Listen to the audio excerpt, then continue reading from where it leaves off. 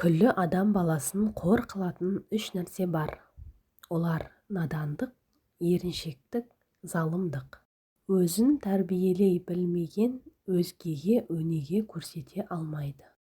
Қазаққа ақыл берем түзеймін деп қам жеген адамға екі түрлі нәрсе керек. Біріншісі зор билік, екіншісі есепсіз байлық. Егерде есті кісілердің қатарында болған кезде күніне бір мәрте болмаса жұмасында бір, ең болмаса айында бір өзіңнен өзің есеп ал. Арзан әңгімеге құмар адам қымбат уақытын жоғалтады. Өмірің өз амалыңның жемісі. Өзіңнен басқаны кінәлаушы болма. Кейде төбеге қараймын деп төмендегіні ұмытамыз.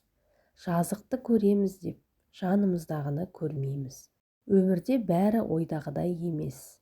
Ойдағының бәрі өмір емес. Еркін адам дегеніміз өз қалауымен, өз заңдарымен өмір сүретін адам. Адам дүние есігін анадан туған кезде бір-ақ рет ашпайды. Өмір адамды қайта-қайта жаңадан тууға мәжбүрлейді. Халықтың бір бөлігін өмір бойы алдауға болар. Тіпті барша халықты да біршама уақыт алдауға болады. Алайда бар халықты өмір бойы алдауға болмайды. Пайдасыз өмір сүру мезгілсіз өлгенмен тең. Өзгелер қаламаған нәрсені бүгін жаса.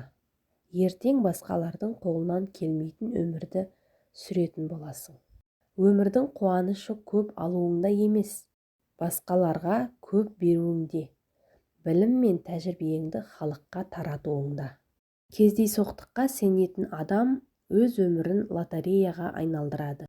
Бұл дүниеде көлеңкедей ойнайды қусаң қашар, қашсаң сенен қалмайды. Айламен ала алмайсың, ақылмен басқар.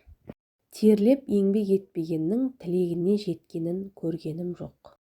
Адамның көз қарасы мен түрі жан дүниесінің рентгені. Мақтау қауіпті нәрсе.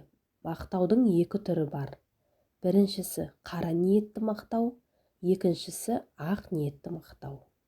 Кімге болсын сіздікі дұрыс деп сөз бастап, өз көзқарасыңды толық білдір. Көзқарас бойға бітер қасиеттің ең қатерлісі. Өз көзқарасына құл болған адамның ғана жаны жай табады. Кісінің көзқарасы заттың құнын арттырып жібере алады. Сонда оның бағасы да көтеріледі. Саяхат заттарыңды жасартқанымен өзіңе деген көзқарасыңды қартайтып жібереді. Ешбір топ басқалардың ойлау жүйесі мен көзқарасына билік жүргізу қақын иемдене алмайды. Басқаларды үйрете жүріп, біз өзіміз үйренеміз.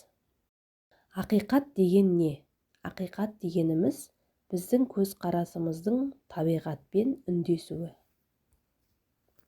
Біз өзіміз туралы ойлағандай емеспіз, бірақ біз күні бойы не ойлаймыз, сондаймыз.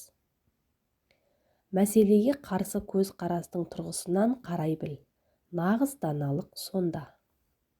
Сіз бірдей көзқараспен ойлау жүйеңізді өзгертпесеңіз, туындаған проблеманы ешқашан шеше алмайсыз. Адам 20 жасында көзқараспен 50 жаста да қараса, онда ол өз өмірінің 30 жылын жоғалтыпты. Жастық шағыма қарағанда мен қазір көп күлемін. Себебі адамдарға көзқарасым өзгерді.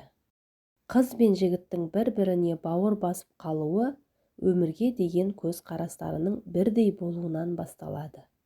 Олардың ойлары әрқашан бір жерден шығады. Өзіңізге деген көзқарасыңыз өзгелердің пікірін өзгертеді. Тек ақымақ адам ғана өзінің көзқарасын ешқашан өзгертпейді. Құрметті оқырман, видео ұнаса лайк басып комментарий қалдыра кетіңіз. Және де каналымызға тіркеліп алуды ұмытпаңыз.